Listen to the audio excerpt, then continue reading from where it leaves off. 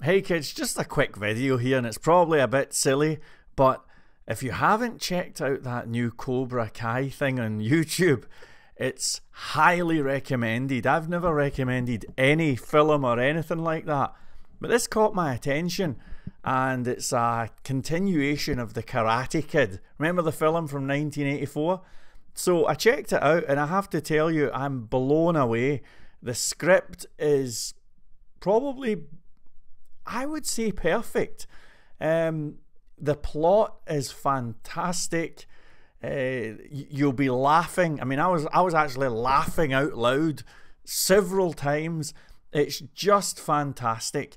And there's a couple of things about this thing, Cobra Kai, that really hit the mark for me. One is the fact that I was so disappointed with where Disney took Star Wars, you know, and I always thought it would be good to have a Star Wars film or even a trilogy that was done from the perspective of one of the baddies, you know, whether it be Palpatine or Darth Vader. And I'm always attracted to fiction that kind of mixes up the idea of good and bad, you know. That's something that's been going since the days when Shakespeare wrote Macbeth, or even in Breaking Bad, where you can't really say who the goodies or baddies are, but that's not the point. It's not about the goodies or baddies, you know. But in any event, Cobra Kai picks up, and it does so from the perspective of Johnny Lawrence, I think his name is, who is the playground bully from the Karate Kid, you know. And the funny thing about that film, you know, I love the Karate Kid, the original film, but let me tell you folks, I'll give you a little confession here. I always had a bad vibe with the Karate Kid, because when I was young especially, I thought that I looked like the playground bully guy. I always thought that, you know, when I saw the guy in the Karate Kid who was the bully, I was kind of like, man, he looks like me. And I never liked that. That's been hanging over me for years, because I don't want to look like a playground bully, you know. But now, here it is back, and it's from his perspective. And, you know, I'm not going to say he's a good guy or anything like that, but when I watch this guy, I can see myself, you know. I was saying yesterday to my buddy Nicky, this is the first time I've watched something, film or TV or something, where I'm looking at a character and I'm saying, that's me. That is me. You know, there's a line in it where he's showing off all of his trophies, and he says, yeah, I won every karate tournament in junior high. And the wee guy who becomes his student says, what about senior high? And he says, don't ask stupid questions. And that's, I mean, when I left school, I was really into running, you know, and I wasn't into karate, but I was good at running, and I won a lot of stuff. I was for a very short while, I was the fastest under 18-year-old at 5,000 meters. I won the Scottish schools and all that. But of course, after I went past 18, I won nothing, you know.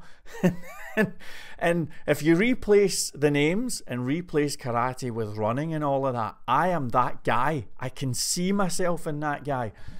You know, another thing that may be lost on people who missed the Karate Kid when it first came out is that back in the 80s, cobras were considered to be these really sinister, evil, powerful, shadowy, like symbolic creatures of doom, you know. There was a Sylvester Stallone film called Cobra, right? And you remember G.I. Joe, or Action Force as it was called in the UK. Well, what were the baddies called? Yeah, the organisation, right? They were called Cobra, you know. And also in the 80s, karate, believe it or not, was this really kind of mysterious, dark thing, and it was kind of new and dangerous, you know. I knew a guy who went to karate, and everybody was kind of like, "Whoa, he goes to karate." And so back in the 80s, when you combined cobras with karate, you know, the Cobra Kai Karate Club, right? that was the most badass combination ever. I mean, I would have been watching that as an 8-year-old and probably been a little bit intimidated by that. You know what I mean? But of course, looking back as we revisit that, it's ridiculous. I mean, it's hilarious. It couldn't be more hilarious, you know?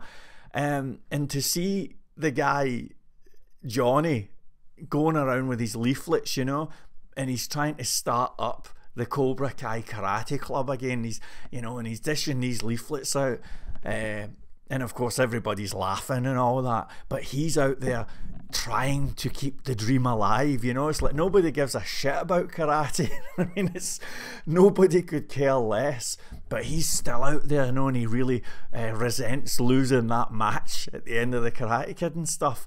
So there's that, and I think that's just again, that's just stuff that I can really identify with, you know, clinging on to the dream, you know. I've certainly done that. So this is something that has really really got me excited, because for the first time there's somebody on the screen that I just think, I'm with that guy and I am rooting for that guy like all the way. So check out Cobra Kai. I think it's a good laugh, and it's well recommended.